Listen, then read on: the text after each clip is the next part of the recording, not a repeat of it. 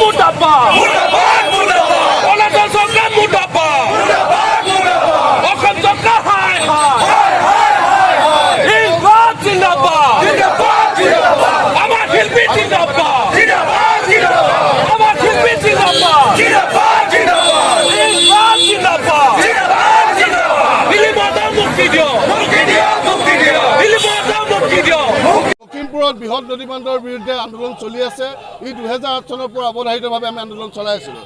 তাৰ পিছতে এজন পাৰিশ্ৰমিকৰ বিনিময়ত অসমৰ এজন বিশিষ্ট চিত্ৰশিল্পীয়ে তাত চিত্ৰ অংকন কৰাৰ পৰিপ্ৰেক্ষিততে অৰুণাচল চৰকাৰে যি স্বৈৰাজতন্ত্ৰভাৱে তেখেতক গ্ৰেপ্তাৰ কৰিলে এই কাৰ্য কেতিয়াও গ্ৰহণযোগ্য নহয়।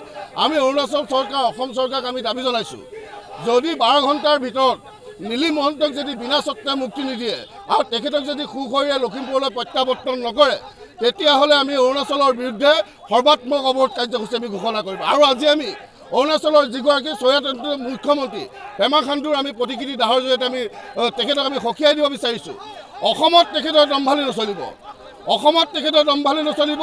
আৰু যদি অসমত তেখেতে দম্ভালি কৰিবলৈ হয়, তেতিয়াহ'লে অৰুণাচলৰ বিৰুদ্ধে আমি সৰ্বাত্মক কাৰ্যসূচী ল'ম। ইয়াৰ পৰা উদ্ভৱ হ'ব পৰা যিকোনো পৰিৱেশৰ বাবে অৰুণাচলৰ পুলিচ জগৰীয়া হ'ব, লখিমপুৰৰ পুলিচ জগৰীয়া হ'ব আৰু অসম চৰকাৰ জগৰীয়া হ'ব। এই কথাটো আমি স্পষ্ট ৰূপত আজি কৈ দিব বিচাৰিছোঁ।